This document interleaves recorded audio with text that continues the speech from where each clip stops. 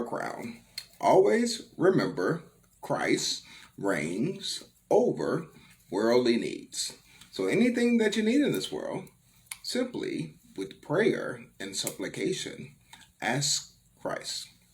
The Bible teaches us that we have not because we ask not. And it is just that simple. Tonight is Sunday, August 1st, the first day of the month. Hopefully today you got some free hugs, free smiles, some attaboys, because I am so rooting for you. This was a day that the Lord had made. You woke up to new blessings, new graces, and new mercies. So hopefully you took advantage of it. Tomorrow, prayerfully, you'll be on that wake up checklist again, and you get the opportunity to get right what you may have gotten wrong today. Each and every day is an opportunity for us to change our lives for the better. Right now, it is exactly 10:41. So let's see, according to biblical numerology, what 10:41 means. Alrighty, the number 10, testimony, law, and responsibility. In this day and age, the law needs to take responsibility, of course. 41, let's see what that means. Oh, 41 right here, deception. That's one of the enemy's favorite tricks to use, deception. Being that he, the enemy, Satan, is the God of this world, he is a master of deception. You find yourself absorbing negativity. Let me point this out. The master of deception. So if he just comes right out and say, hey, this is sin, you wouldn't do it. So it has to be disguised in a certain way to appear attractive or even appear to be a necessity. So, case in point, have you ever heard someone says they're playing devil's advocate?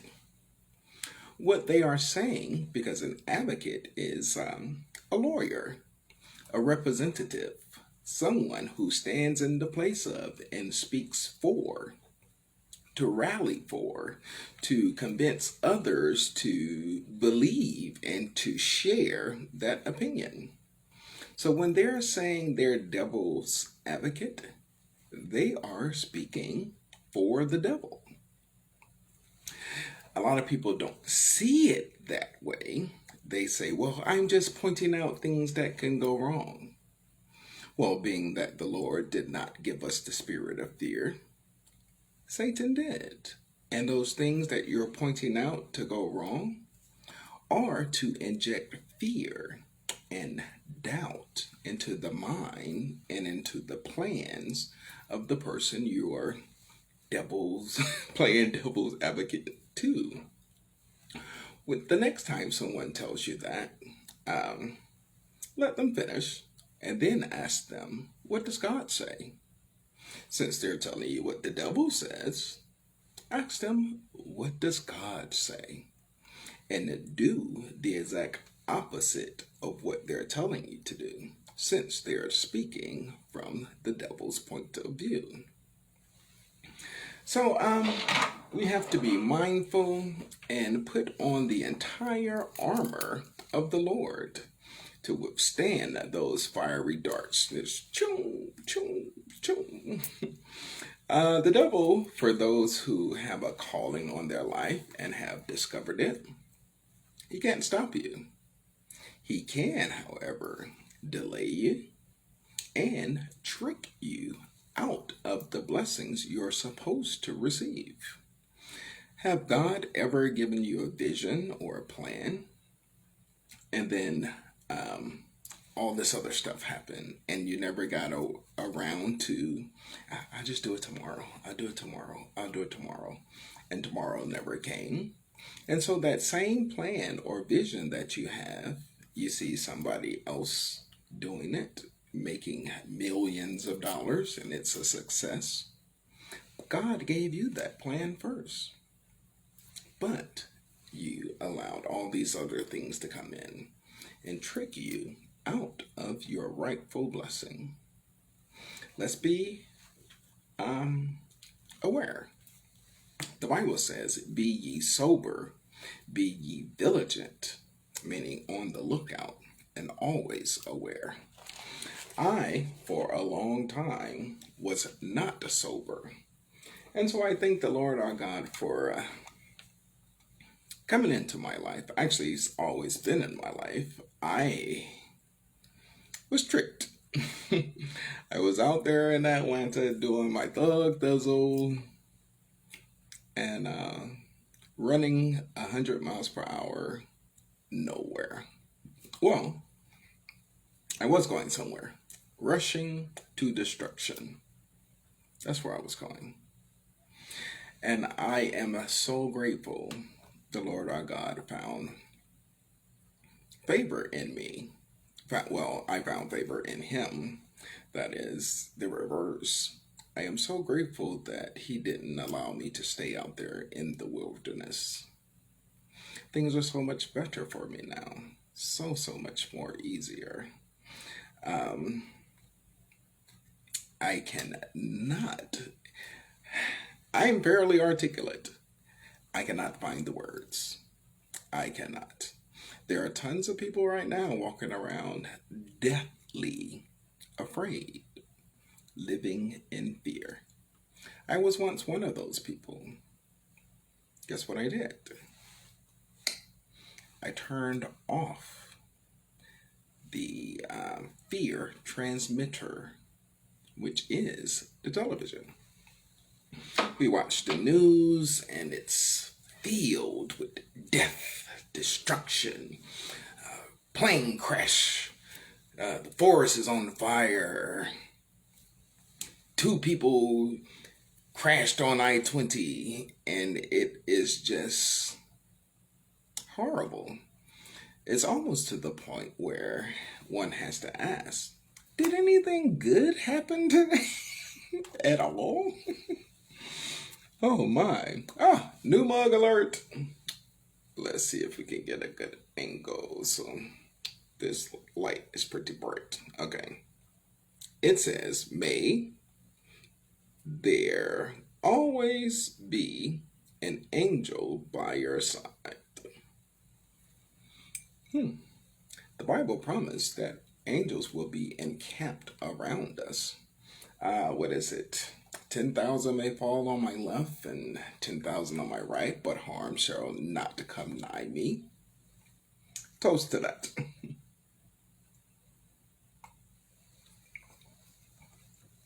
All the people who were stricken with the virus, there have been viruses before this one, the HIV virus, so many other things. But you, many times as you put your penis and vagina on the crap table, you never rolled steak eyes. You never crapped out. You know, that's a blessing. I have been guilty of that myself. Now I'm celibate. I don't even need that type of stress and worryation in my life. Is that even a word? Worryation? And the Bible says, with worry, who can add a cubit to their height or something to that effect? Worry is not a great emotion. You can't do a lot with it. Aside from stressing yourself out, and those things are absolutely detrimental to our physical health. Our mental health has a lot to do with how our bodies react, how we even digest food.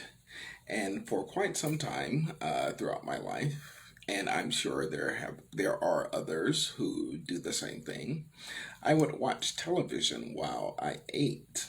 And of course, the news comes on at 6, and I would digest my food with a heaping helping of negativity being digested into my being as well. Some people sleep with the television on, and while their subconscious is working, they are being bombarded with anything the enemy wants to put on that transmitter, and you're absorbing it into your mind through your ear gates. Yes. So do not be surprised when you see a actor or musician doing something totally bizarre. Um, don't be surprised. Satan in heaven was more or less the angel or minister of music and was beautiful. Yeah, I don't think anything's changed. So when you hear them promoting the worst things in the universe, don't be surprised. You simply put on the helmet of salvation and block it out. Now, we are walking this earth with others, and we have to understand that sometimes others, through no fault of their own, are, and it's going to sound funny, possessed by a spirit. I myself was. Spirit of alcoholism, drug addiction, fornication, porn. And the best thing that we can do for them is to show through our lives the other side. Show through our living how things could be for them. I no longer use profanity. I do not drink anymore, smoke, or anything. And the people who once knew me from those days are absolutely shocked. Some are inspired. Only a few have told me that. The majority of them will never admit that. But a few have told me that I am an inspiration to them because they knew me from the past. There are some, even my own family members, who want me to stay in the past. They don't fancy this new me because the old me was less than, low self esteem, um, harmful to myself. But this new me is bold, confident, prosperous without their help. Some people don't like that. But they'll be all right. And there are tons of people who probably have bought tickets to witness your destruction. So when they make themselves comfortable in their seat to watch, give them a show. Disappoint them greatly and have them walk off secretly impressed, secretly inspired. Of course, they'll never tell you that, but let that little light of yours shine. And the more you feed that light, the brighter it shines. The more you feed that light, the longer it shines, to the point where you won't even have to say a word. I'm getting to that point. I don't even have to speak. I show up, people straighten up. Some people who are used to using profanity apologize and say, "Excuse me, I didn't mean to say that." I am not sitting in the seat of judgment based upon your use of profanity or not, but the light that's shining through me from the Lord, it's not me, makes them correct themselves. And I tell you, if you are around people who shine and make you correct yourself, you should always, every chance you get, go around them. Ask them things. Just be around them. Because there are some people you're around who are A-okay with you being mediocre. They don't mind you stumbling drunk. Those people, they're comfortable where they are. And if you stay around them, you're going to stay with them comfortable.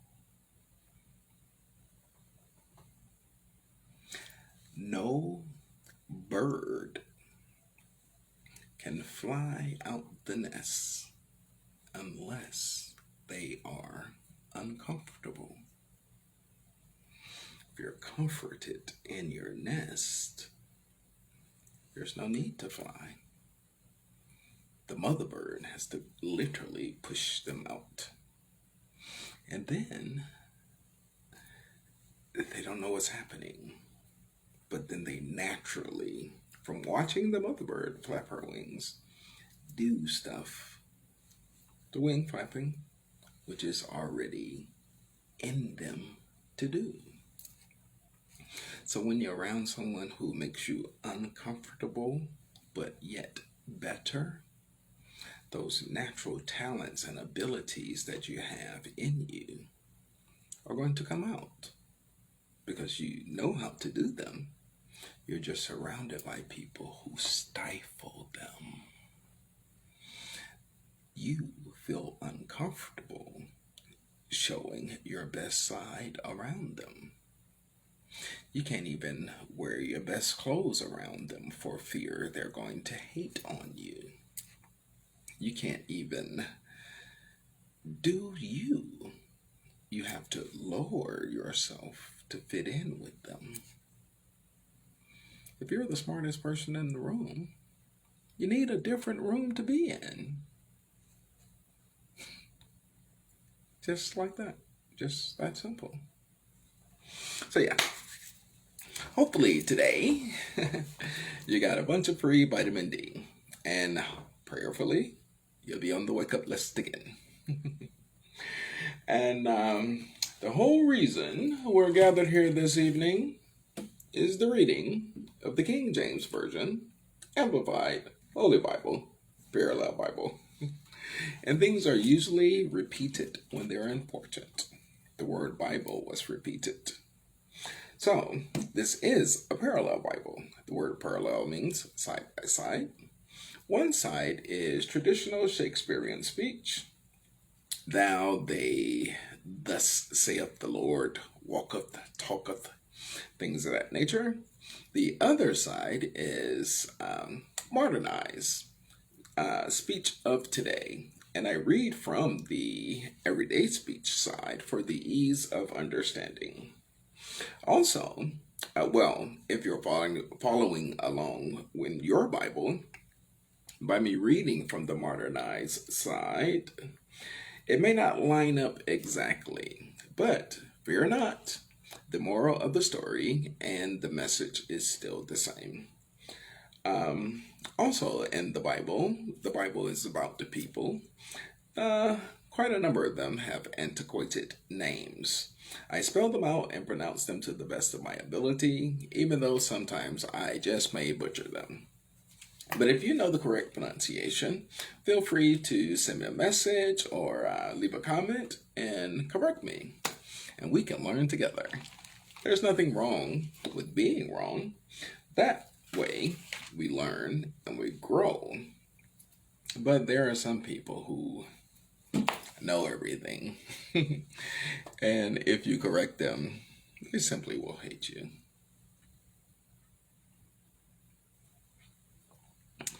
Well, the Bible says despise you, which is even more intense than hate. Don't be one of those people. Alrighty. This is the eighth book that we're in our Bible reading, and it is the book of Psalms. We're on chapter 52, and this is verse 1. Why boast you of mischief done against the loving kindness of God and the godly? O mighty sinful man, day after day, your tongue devises wickedness.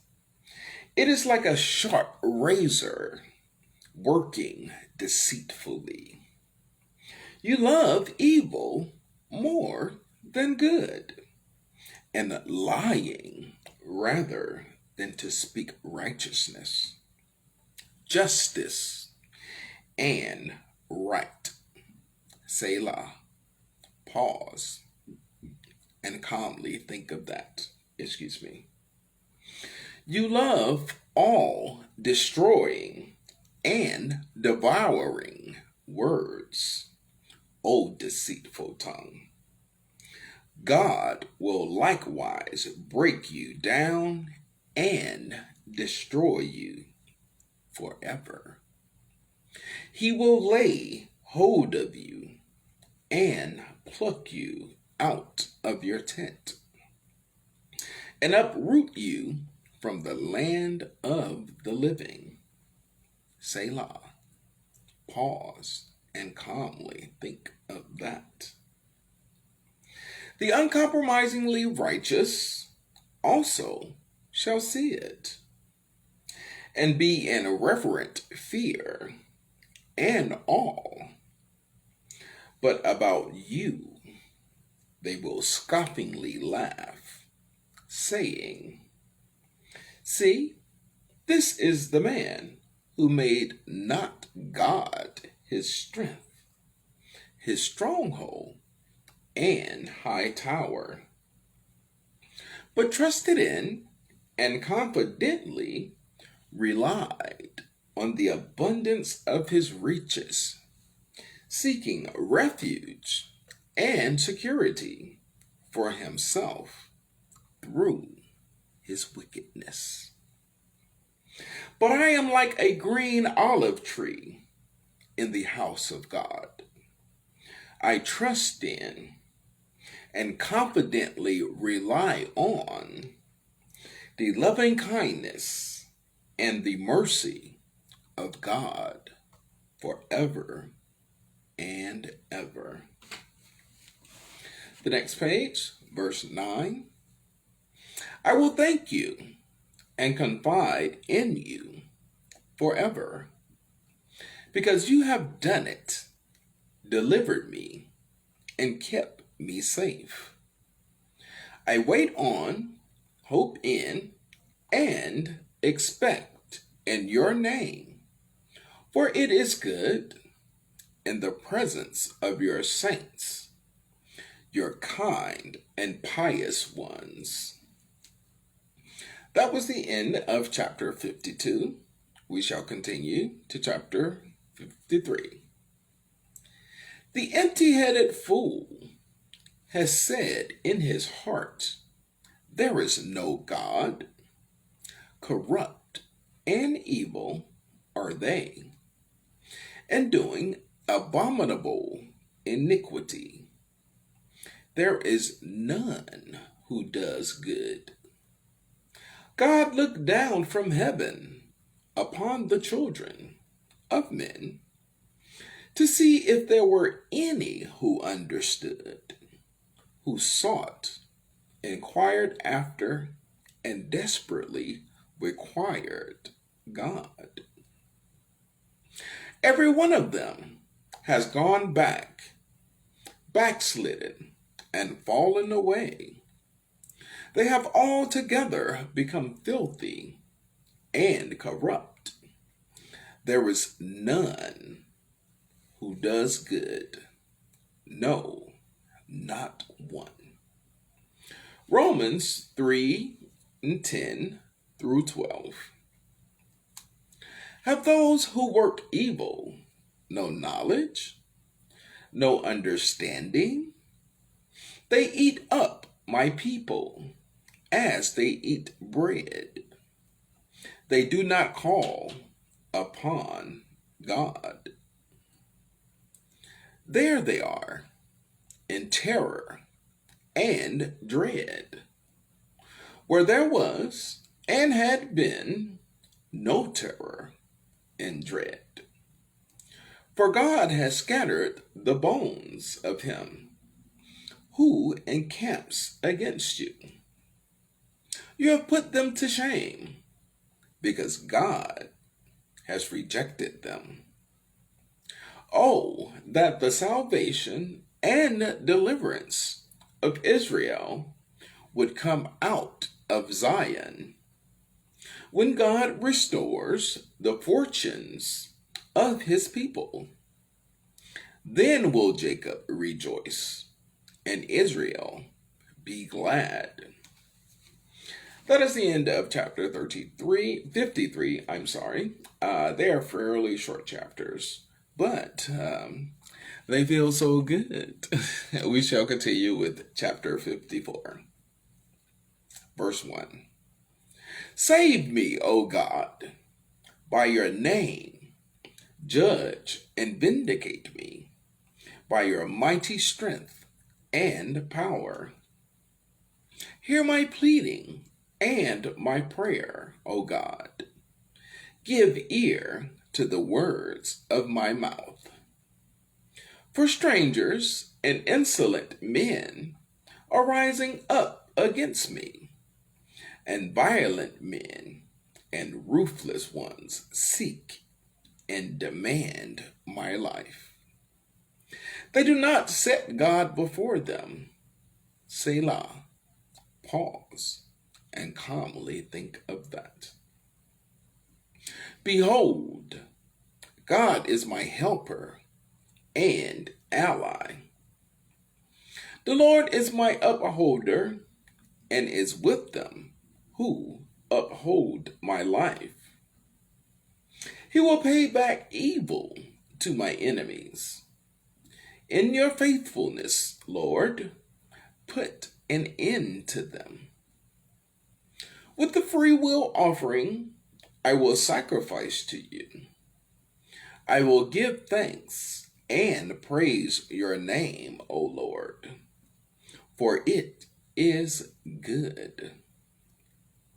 For he has delivered me out of every trouble, and my eye has looked in triumph on my enemies. Well, hey, why not? We're going to continue with the next chapter. These are really, really short chapters. So that's the end of 54. We shall move on to chapter 55. Listen to my prayer, O God, and hide not yourself from my supplication. Attend to me and answer me.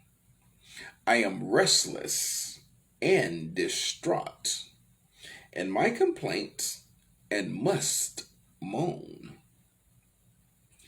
And I am distracted at the noise of the enemy because of the oppression and threats of the wicked.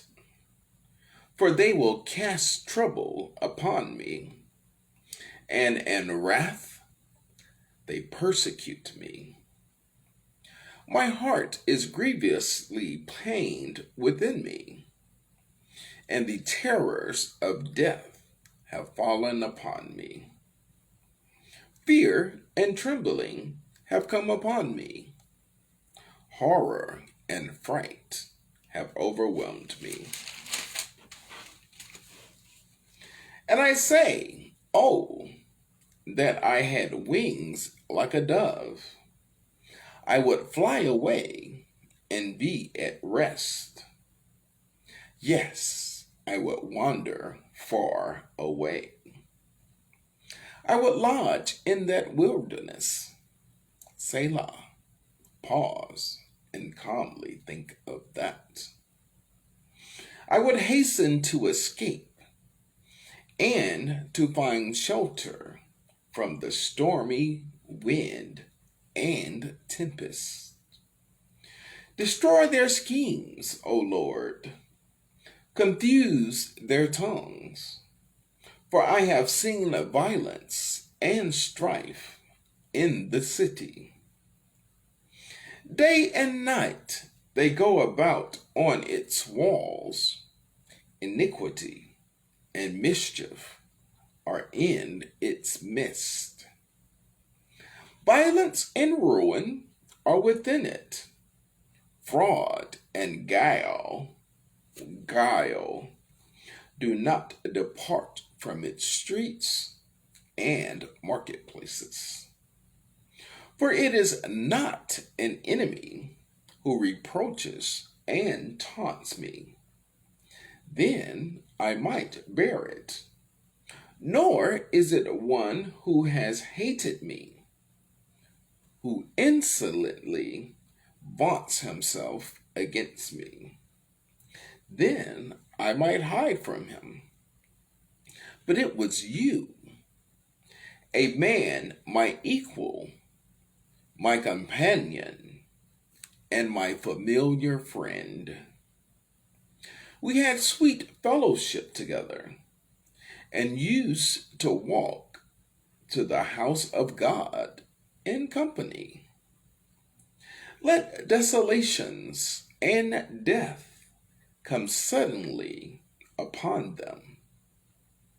Let them go down alive to Sheol, the place of the dead. For evils are in their habitations, in their hearts, and their inmost parts. As for me, I will call upon God, and the Lord will save me. Evening and morning, and at noon will I utter my complaint, and moan, and sigh. And he will hear my voice. He has redeemed my life in peace from the battle that was against me, so that none came near me. For there were many who strove with me. God will hear and humble them, even he who abides of old. Selah. Pause and calmly think of that.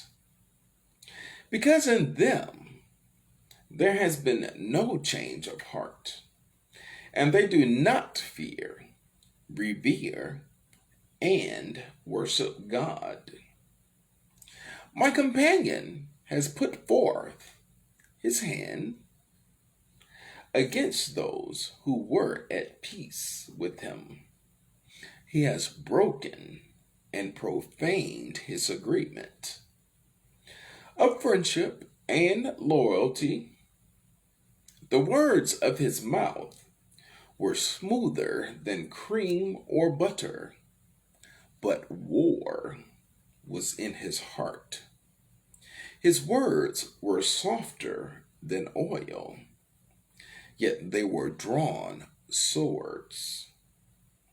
Cast your burden on the Lord, releasing the weight of it, and he will sustain you. He will never allow the consistently righteous to be moved, made to slip, fall, or fail. 1 Peter 5 and 7. But you, O God, will bring down the wicked into the pit of destruction. Men of blood and treachery shall not live out half their days. But I will trust in, lean on, and confidently rely on you. That was the end of chapter 55. And when we come back tomorrow, we shall continue with chapter 56. So we're moving right along with our Bible readings, and hopefully you learned something this evening. I know I did. And I shall pray tonight for your well rest, well being, well profiting, pressed down, shaken, runneth over, and for you to find exactly what it is the Lord our God birthed you for. That will open your eyes, open your mind, open your heart to all the possibilities that lie before you. You can pray actually and ask the Lord, why am I here? I did. You can as well. So, until we speak again, guys, be blessed, beloved. Be blessed.